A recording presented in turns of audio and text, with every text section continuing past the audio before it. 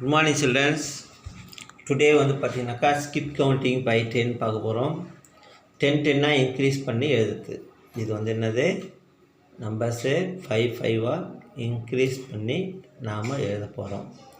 First ரோவில் பாருங்கள், 5, 10, 15 அவங்க கொடுத்துட்ருக்காங்க. ஒவ்வொரு காலம்லேயும் என்ன ஒரு நம்பர்ஸ் கொடுத்துருக்காங்க. 5 கொடுத்துருக்காங்க, 10 கொடுத்துருக்காங்க, 15 கொடுத்துருக்காங்க.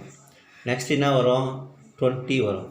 5 நம்பர்ஸ் ஆட் பண்ணால் 15 கூட 20 வரும். 20, 25, 30 அவங்களே கொடுத்துட்ருக்காங்க.